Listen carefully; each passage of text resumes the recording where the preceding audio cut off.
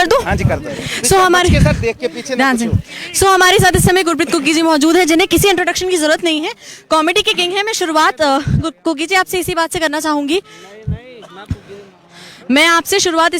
चाहूंगी कि कॉमेडी के किंग आप कहे जाते हैं, और इसके अलावा पंजाबीज को समाज में पंजाबीज को, मतलब अगर मैं बॉलीवुड मूवीज की बात करूं तो पंजाबीज को हमेशा एक फनी कैरेक्टर में ही दिखाया गया है, लेकिन आज पंजाबीज का एक बिल्कुल अलग रूप सामने आया।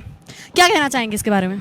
देखो, मुझे ये समझ में नहीं आया कि पंजाबीज़ को हमेशा फ़नी रूप में क्यों दिखाया गया, लेकिन अगर आप कभी हिंदी मूवीज़ में भी देखें तो अगर मैं कुछ मूवीज़ का नाम भी अगर लेना चाहूँ तो कोई अतकथनी नहीं है जिसमें दिखाया गया है कि जैसे मैं पंजाबी योद्धाओं को बॉर्डर पे लड़ते हुए, जंग जीते हुए दिखाया गया है।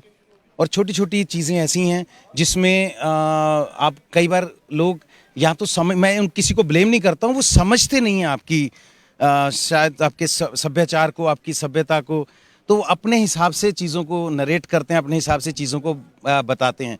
तो मुझे लगता है कहीं ना कहीं ये गलती शायद हम ही लोगों से हो गई, हम उन्हें अच्छी तरह से कन्वे ही नहीं कर पाए कि हम लोग कौन हैं।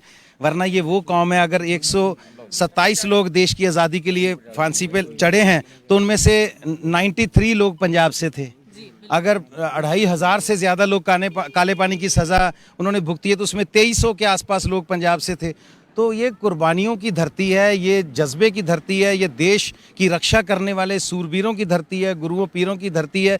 और अगर इस धरती को आप अनपढ़ साबित करना चाहो किसी भी तरीके से तो आपकी गलती है। मैं आपको आपके मीडिया के माध्यम से अपने दर्शकों को बता दूं कि अगर आप पढ़ाई लिखाई की बात करते हो तो इस वर्ल्ड की, अर्थ की, इस प्लेनेट की, इस धरती की जो सबसे पहली किताब है जिसे ऋग्वेद को माना जाता है, और वो पंजाब की धरती पे लिखी गई थी। ये वो धरती है, बहुत जरखेज धरती है। इसमें सिर्फ धान और ये कनक पैदा नहीं होती, इसमें बहुत बहुत से बड़े बड़े लोग पैदा हुए हैं जिन्होंने देश का नहीं पूरे वर्ल्ड को एक मार्गदर्शन दिया है। आज